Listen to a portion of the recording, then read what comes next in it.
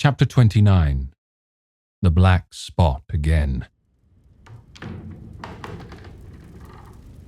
The council of the buccaneers had lasted some time when one of them re-entered the house, and with the repetition of the same salute, which had in my eyes an ironical air, begged for a moment's loan of the torch.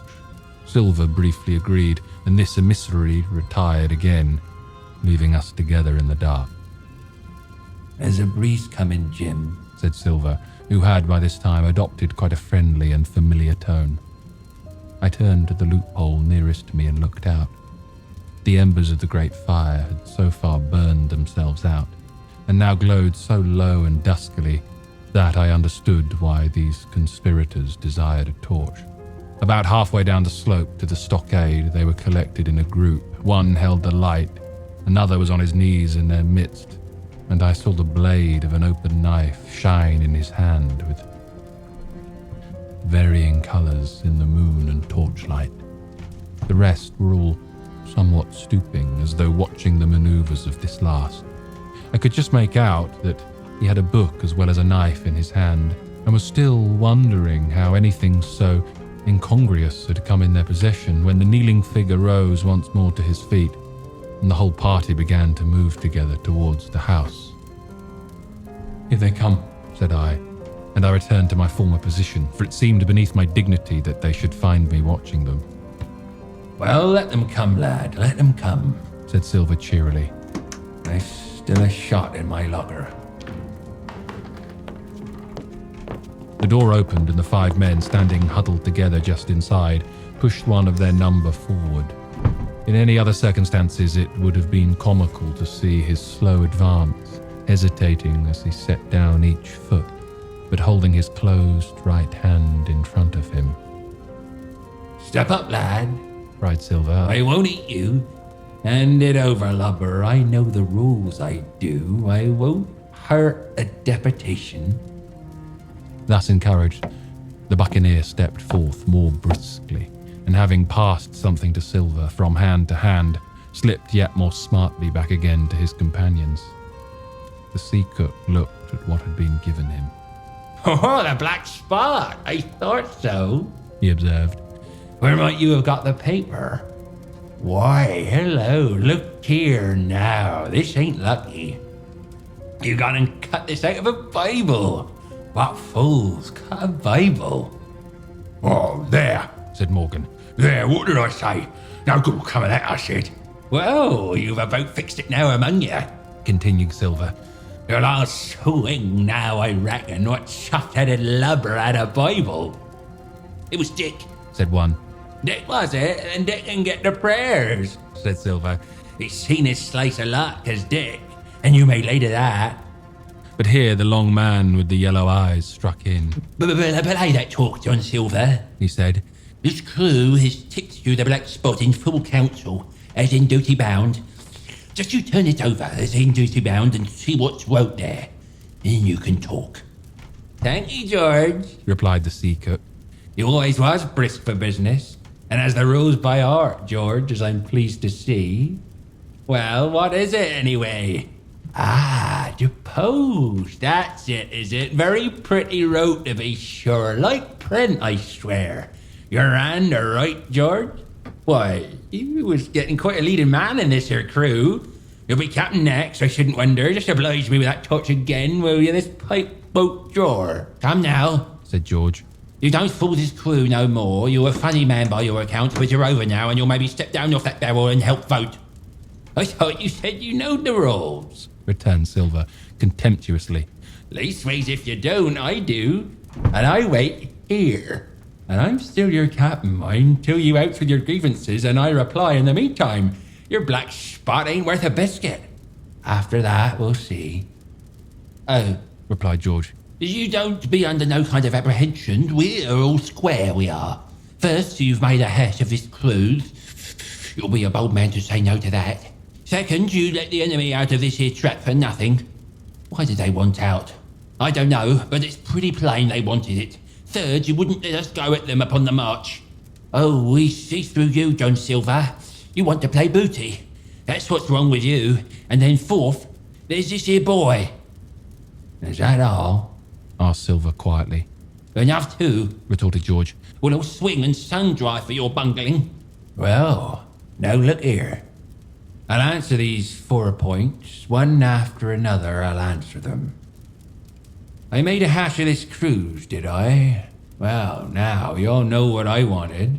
And you all know, if that had been done, that we'd be aboard the Hispaniola this night as ever was, every man of us alive and fit and full of good plum duff, and the treasure in the hold of her, by thunder. Well, who crossed me? Who forced my hand, as was the lawful captain? Who tipped me the black spot the day we landed and began this dance? Hey, it's a fine dance, I'm with you there, and looks mighty like a hornpipe in a rope's end and execution dock by London town, it does. But who done it? Why, it was Anderson, and Hans, and you, George Merry, and you're the last above board of that same meddling crew, and you have the Davy Jones insolence to up and stand for captain over me. You that shanked the lot of us, by the powers. But this top's the stiffest yarn to nothing. Silver paused, and I could see by the faces of George and his late comrades that these words had not been said in vain. That's for number 1. Cried the accused, wiping the sweat from his brow, for he had been talking with a vehemence that shook the house. Why, I give you my word, I'm sick to speak to you. You've neither sense nor memory, and I leave it to fancy where your mother's was that let you come to sea. See, gentlemen of fortune, I reckon tailors is your trade. Go on, John, said Morgan. Speak up to the others. Ah, the others, returned John. They're a nice lot, ain't they? You see, this cruise is bungled. By gum. If you could understand how bad it's bungled, you would see. We're that near the gibbet that my neck's stiff with thinking on it. You've seen 'em, maybe, hanged in chains, birds about 'em, seamen painting 'em out as they go down with the tide. Who's that? Says one. That? Why, that's Long John Silver. I knowed him well, says another. And you can hear the chains a jangle as you go about and reach for the other boy. And now that's about where we are. Every mother's son of us, thanks to him. And Hans and Anderson and other ruination fools of you. And if you want to know about number 4 and that boy, why, shiver my timbers. Isn't he a hostage? Are we going to waste a hostage? No, not us. He might be our last chance, and I shouldn't wonder. Kill that boy, not me, mates. And number 3? Ah, well, there's a deal to say to number 3. Maybe you don't count it nothing to have a real college doctor come to see you every day. You, John, with your head broke, or you, George Merry, that had your ague shakes upon you not 6 hours agone, and has your eyes the colour of lemon peel to this same moment on the clock. And maybe perhaps you didn't know there was a consort coming either. But there is, and not so long till then. And we'll see who'll be glad to have a hostage when it comes to that.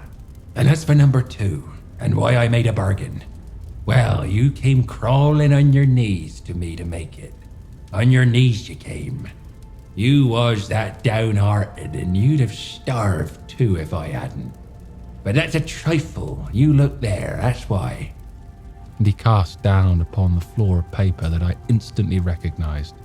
None other than the chart on yellow paper, with the 3 red crosses that I had found in the oilcloth at the bottom of the captain's chest. Why the doctor had given it to him was more than I could fancy. But if it were inexplicable to me, the appearance of the chart was incredible to the surviving mutineers. They leaped upon it like cats upon a mouse. It went from hand to hand, one tearing it from another, and by the oaths and the cries and the childish laughter with which they accompanied their examination, you would have thought not only they were fingering the very gold, but were at sea with it, besides in safety. Yes, said one. That's Flint, sure enough. JF, at the score below, with a clove hitched to it. So he done ever. Mighty pretty, said George. But how are we to get away with it? And just no ship. Silver suddenly sprang up and supporting himself with a hand against the wall. Now I give you warning, George, he cried. One more word of your source and I'll call you down and fight you. How?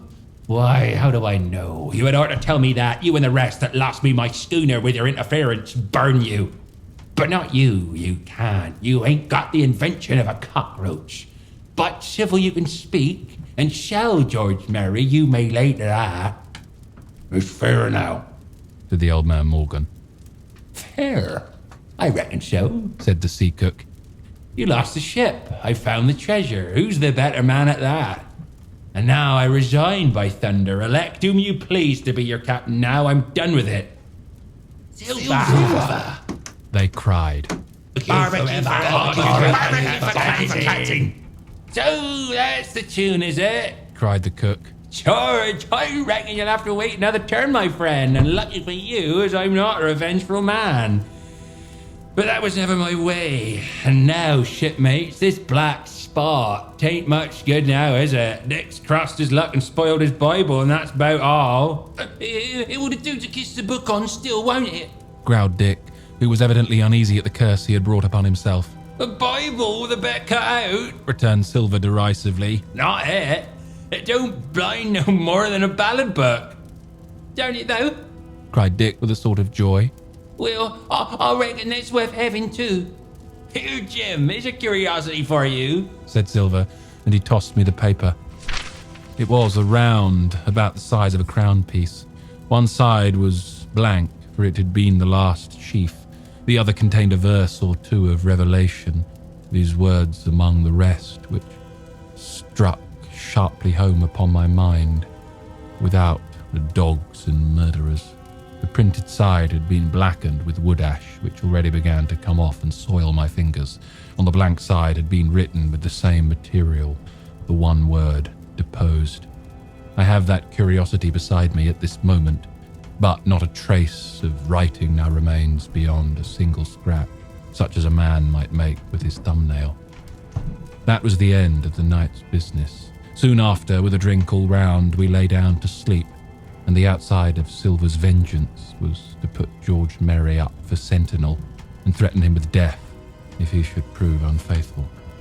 It was long ere I could close an eye, and heaven knows I had matter enough for thought in the man whom I had slain that afternoon in my own most perilous position, and, above all, in the remarkable game that I saw Silver now engaged upon, keeping the mutineers together with one hand and grasping with the other after every means, possible and impossible, to make his peace and save his miserable life.